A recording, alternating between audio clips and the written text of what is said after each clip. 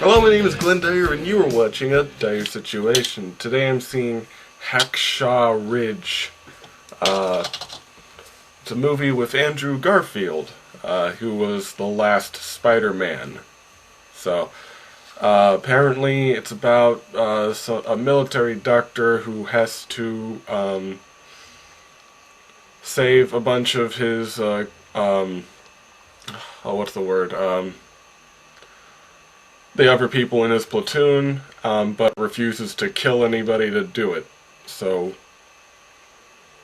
yeah, I don't know.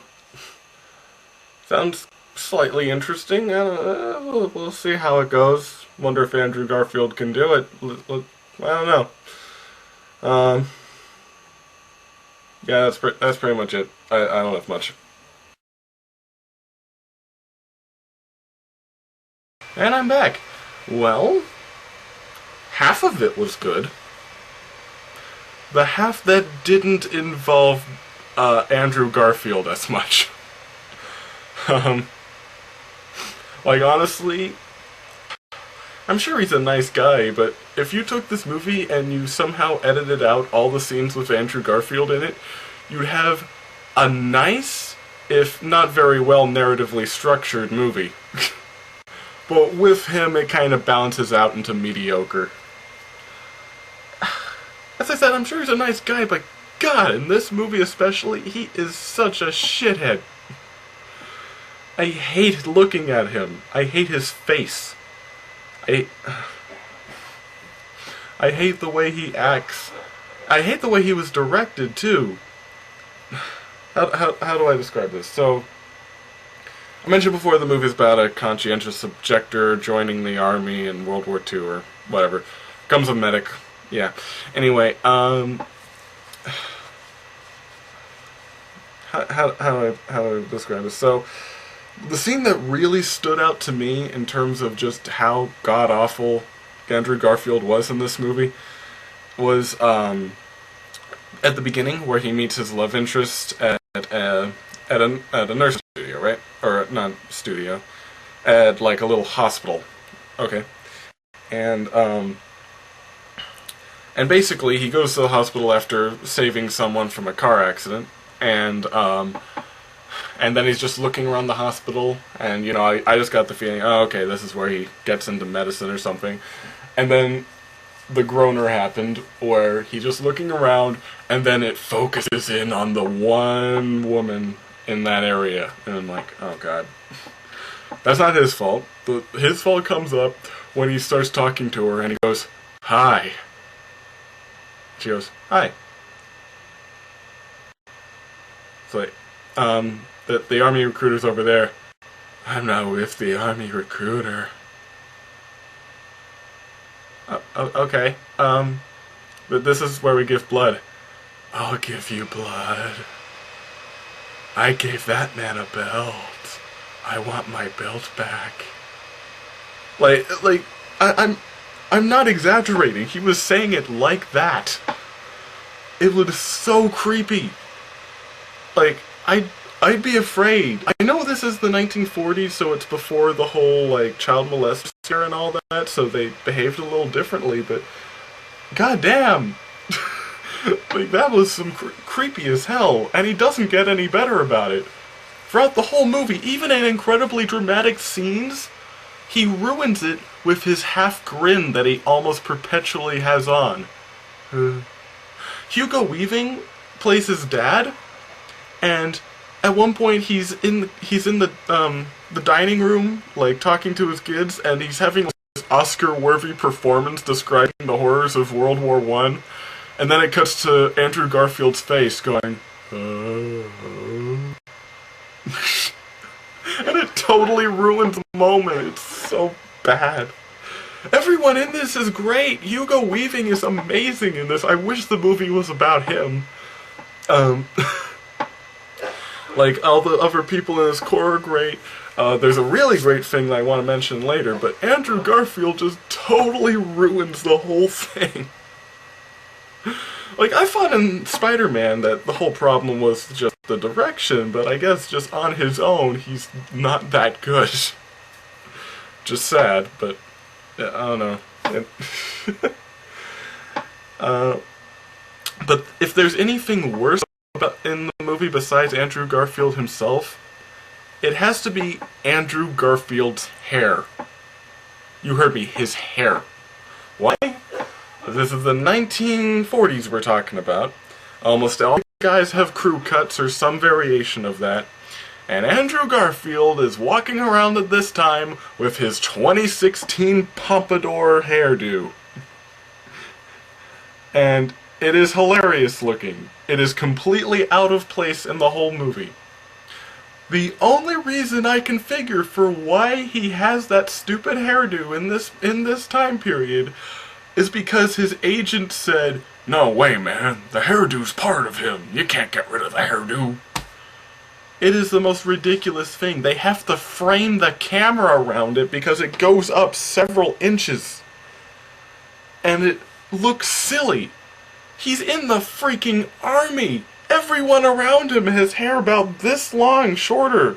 And his is just a big pompadour hair. And it's hilarious. And it never dies either. He's stuck in these trenches for like 3 or 4 days. And when he takes off his helmet, it's a perfect pompadour. It's like, it's not sweaty, it's not grody or anything. It's absolutely perfect every time. In fact, there's this one point towards the end, like, where he's getting washed off of blood and all that, and his hair gets wetted down. It cuts to like a minute later, and his hair is right back to normal, perfectly dry, perfectly straightened and everything. It's the most hilarious thing, and it totally brings you out of it. I spent more of the movie paying attention to his hair than some of the dialogue. Because it was so out of place. I mean, Jesus Christ. But anyway, let me get to the better part of the movie. The better part is when it gets to the actual HACKSAW Ridge. That's probably why the movie wasn't named after Andrew Garfield's character, by the way. Because when it gets to HACKSAW, damn, it gets so intense, and in a good way. They climb up onto the battlefield, and they see these twisted, burned up bodies and stuff with these great gore effects, like, you see, like, the legs of some dude, like, only the legs with intestines spilling out of it, and there's rats everywhere, and they're chewing on people, and then they get to the actual fighting, and there's actual, like, squibs that's being used on everybody, and there's people getting blown to chunks, and feet being shot out the camera and stuff. Oh my god. It goes on for so long, but it is so well done.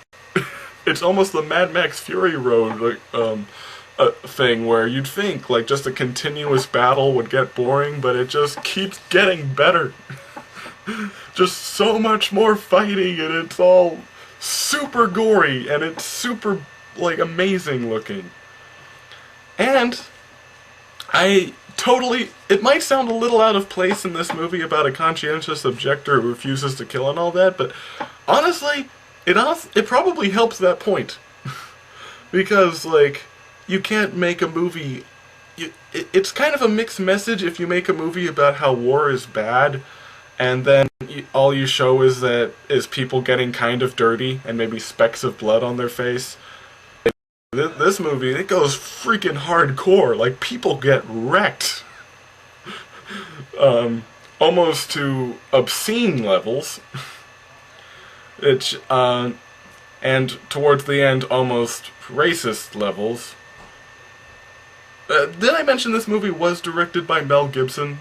I didn't see that until the end, but yeah, I was thinking this nonetheless. I don't know if this actually happened in the Battle of HACKSAW Ridge, but towards the end of the movie, we see the Japanese infantry come out waving a white flag, and then randomly pull out grenades and start throwing them like in an ambush. And then it cuts to down beneath where the Japanese general commits harikari in like the most over-the-top scene possible. Uh, Listen, normally I take their word for it for a little bit, to an extent, with these movies, but when it's Mel Gibson, I do kind of have to question these things. Did that actually happen? Because if not, that is very racist.